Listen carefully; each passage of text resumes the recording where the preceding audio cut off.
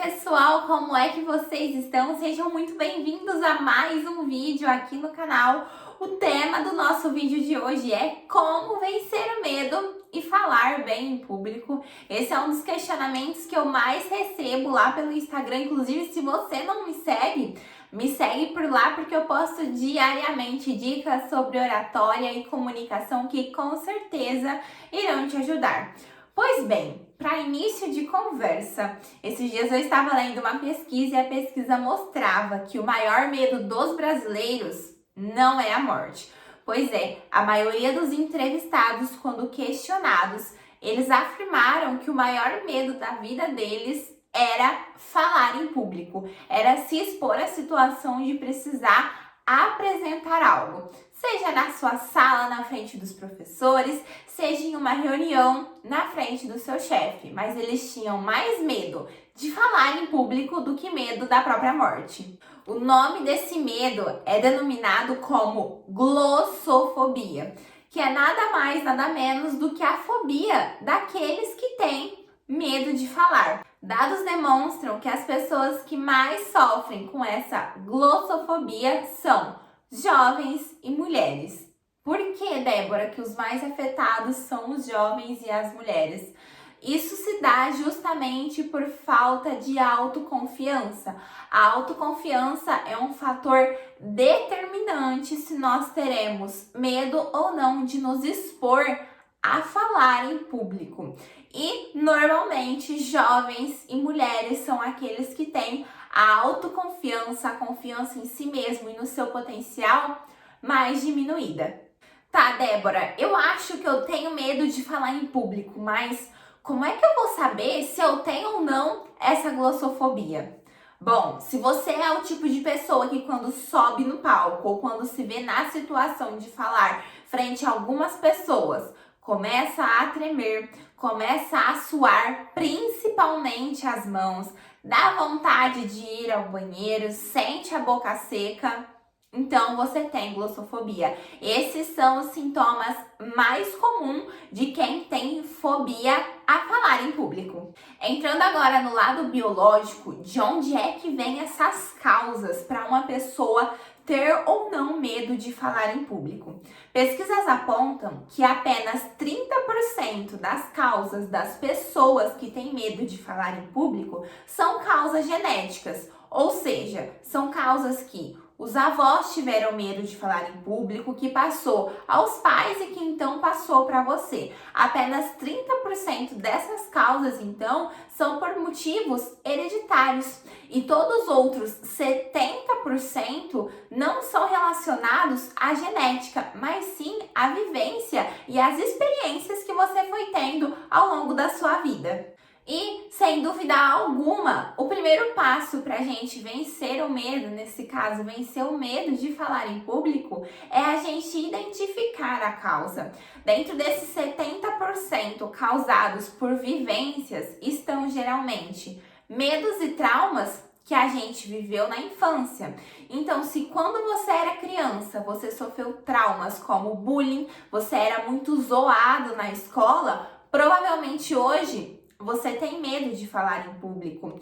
Se você se considera uma pessoa extremamente perfeccionista, muito provavelmente você tem medo sim de falar em público. E qual é o problema desse perfeccionismo excessivo? É que a gente nunca acha, a gente nunca sente que estamos preparados para falar em público. Por mais que você faça um script, um roteiro completo, da forma como eu ensino aqui, para você então falar em público, por mais que você treine antes, para você nunca vai estar bom. Então, ser perfeccionista em excesso é uma das causas que pode sim te trazer o medo de falar em público. E a terceira e mais comum causa das pessoas que relatam ter medo de falar em público é a famosa timidez. Ai, Débora, eu não falo em público, eu sou tímida, eu tenho muita vergonha.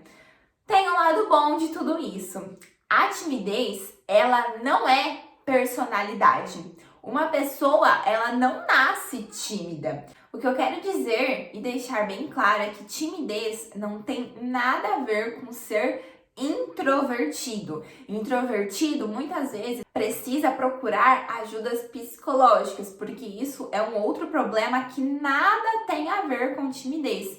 Timidez é um comportamento e, como todos os outros comportamentos, por meio dos seus hábitos, eles podem sim ser mudados. Agora eu tenho algo a dizer a você que se sente tímido. Sabe por que você se sente tímido e não fala, e não apresenta, e não se expõe em público? Porque você é egoísta. Calma, não desliga esse vídeo, não briga comigo. Eu vou te explicar o porquê que eu digo que pessoas tímidas normalmente são egoístas. E eu estendo mais. Todas as pessoas são egoístas. Ser egoísta nada mais é do que a gente proteger de maneira excessiva o nosso ego. Eu quero que você pare agora e pense quais são os motivos que te impedem de falar em público. Os que eu mais ouço são: Débora, eu não falo em público porque eu tenho medo do que as outras pessoas vão falar. Eu não falo em público porque eu não me sinto preparado. Eu não falo em público porque eu acho que eu não tenho a melhor roupa. Eu não falo em público porque eu acho que as outras pessoas vão rir de mim. Se vocês pararem e prestar atenção em todas essas frases, elas têm algo em comum. Em todas elas, eu disse a palavra eu. Então, esse excessivo cuidado com o eu demonstra que nós somos egoístas. Egoístas no sentido de que de nada adianta a gente saber muito, a gente estudar muito, se nós não queremos passar aos outros simplesmente porque nós somos tímidos. O que acontece é que quando nós usamos a timidez como barreira para não falarmos em públicos, nós estamos colocando o nosso foco no lugar errado. Nós não devemos colocar o nosso foco naquelas pessoas que vão falar de você, porque sim, elas existirão. A partir do momento que a gente passar a se expor um pouco mais, essas pessoas aparecem. Sem você se expor, elas vão falar de você. Você se expondo, se destacando, estudando sobre comunicação e sendo um bom comunicador, então aí elas vão falar ainda mais. Mas calma, o problema não está em você. O ato das pessoas falarem mal sobre você diz muito mais sobre ela do que sobre você mesmo. Então isso você pode ficar completamente tranquilo. O que você precisa fazer é vencer essa timidez. Tá, Débora, mas como é então que eu vou fazer para conseguir vencer e deixar essa timidez de lado de uma vez por todas para conseguir falar bem em público? A primeira coisa que você precisa ter em mente é que você vai errar.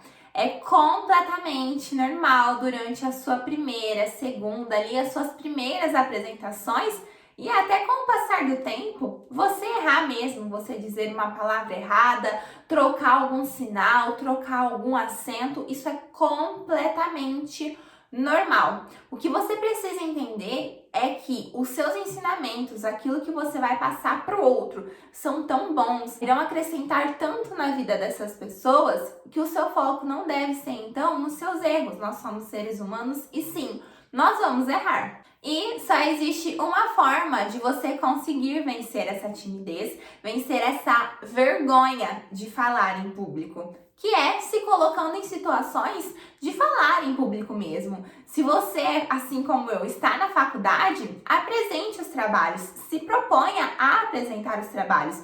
E isso não vai ser nem tão difícil, porque a maioria dos estudantes, eles não querem apresentar os trabalhos, eles preferem fazer todo o trabalho, se preciso, passar o trabalho todo à mão, a limpo, do que se submeter a subir em cima do palco e fazer uma apresentação. Então, o primeiro passo para você vencer o medo é você usar esse medo como força para vencer a sua timidez.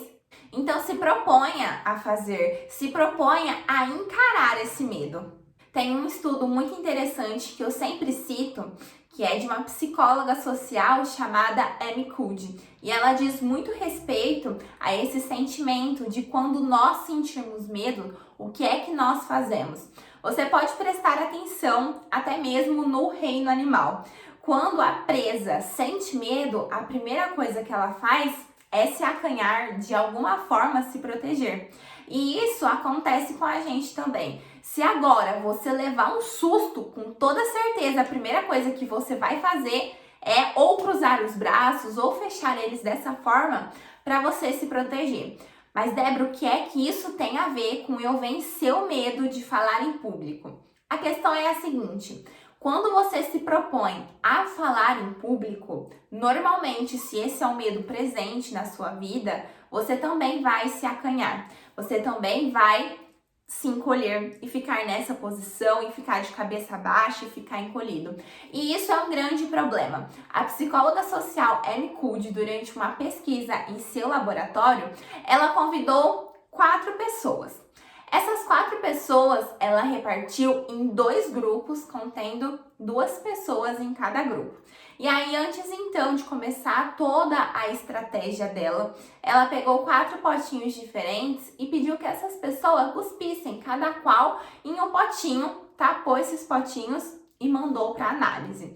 Após repartido esses 2 grupos, colocou cada qual em uma sala e pediu para o grupo 1 ficar o tempo todo em posições de poder. Hoje em dia nós conhecemos essas posições como posição da Mulher Maravilha, que nada mais é do que você ficar numa posição ereta, cabeça sempre reta, olhando para o horizonte e não ficar encolhido ou com os braços cruzados. Muito pelo contrário, colocar as mãos na cintura ou até mesmo erguer as mãos para cima. E pediu que essas pessoas ficassem nessas posições por aproximadamente 2 minutos. O outro grupo, na outra sala, ela pediu que fizesse o contrário. Ao invés de adotarem uma posição de poder, ela pediu que eles ficassem numa posição de acanhamento, com os braços cruzados, com a cabeça para baixo, todo encolhidos, simulando que eles estavam realmente com medo também por 2 minutos.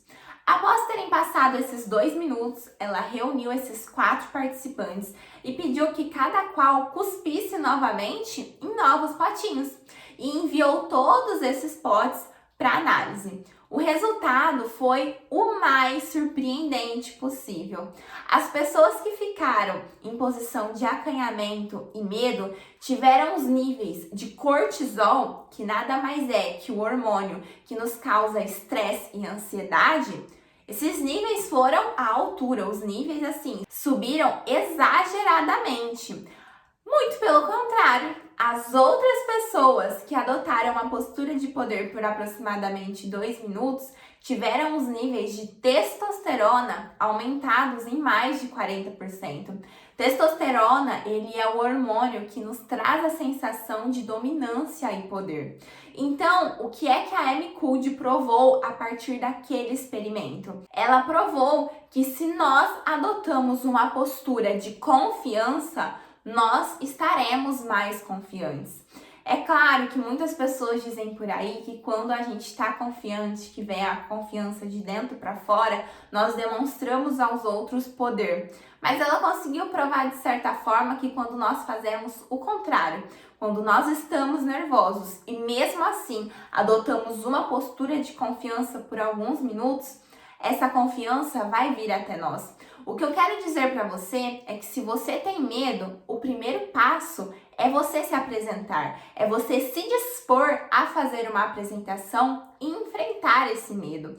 Com certeza, quando você estiver ali se preparando, né, depois de ter lido assim pela última vez o seu script, o seu roteiro, a sensação de vergonha, de timidez e de medo vai estar presente ainda com você. Mas tente fazer esse exercício. Fique aí, antes de entrar no palco, por 2 minutos numa postura ereta, fique reta, fique com as mãos na cintura ou com as mãos pro alto. Com certeza isso vai te ajudar. Isso não é a Débora que está te falando, isso foi um estudo científico comprovado por meio de laboratório que essa técnica funciona. O que eu quero dizer para você é que muito provavelmente o medo vai sempre existir. E isso é bom que ele exista mesmo. Uma vez eu ouvi em uma entrevista, salvo engano, foi o jogador Raí quem pronunciou, que ele adorava a sensação de medo antes de entrar no campo. Porque se um dia ele deixasse de sentir essa sensação, com certeza ele não ia querer mais jogar bola, porque o que mantinha ele motivado era essa sensação de medo, essa sensação de querer lutar para fazer o melhor. Então o que você precisa fazer é transformar esse medo em força de vontade para encarar e dar o seu melhor. E se você aí agora tá pensando, tá, eu sou capaz de encarar o medo de subir ao palco, mas eu tenho muito medo do que as pessoas vão dizer pra mim depois, eu quero que você encerre esse vídeo pensando na seguinte frase: não aceite jamais críticas construtivas de quem nunca construiu nada. Não pense naqueles que vão falar mal de você, que vão rir de você, que vão te usar como motivo de piada nas rodinhas dos amigos.